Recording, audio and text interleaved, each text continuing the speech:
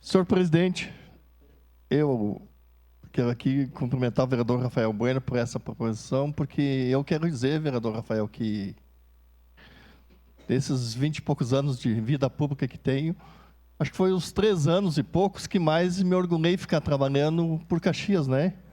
Porque nós fizemos na história o maior número de entregas de moradias populares para essa cidade. Então, isso de tantos que foi falado aqui, né? Quando isso tem coisas que nos orgulham bastante, nos honra. E quando, numa oportunidade, nós chegamos em janeiro de 2013, eu disse para ele, em primeiro lugar, nós temos que continuar o que deu certo, principalmente na habitação do governo Sartori. O governo Sartori deixou muita coisa encaminhada e nós precisamos continuar. Ele disse, bom, é isso mesmo que nós pensamos. Um governo não pode separar do outro, a gente precisa continuar.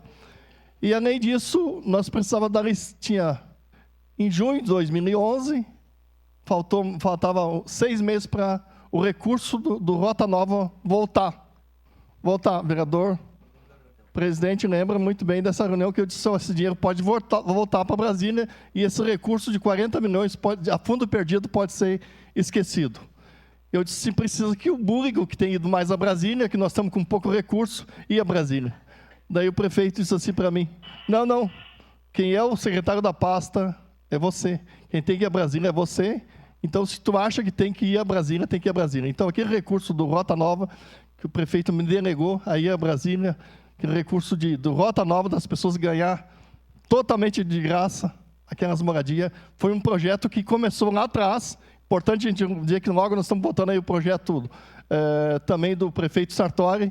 Foi continuação, vereador Felipe, vereador Agrades, do prefeito Sartori, e nós continuamos aquele trabalho e foi feito. Isso para nós é um conjunto, quando a administração vai continuar esse trabalho. Então, quer dizer que voto favorável e com muita honra poder ter feito um bom tempo junto, e ali a gente sempre conseguiu muitos amigos também.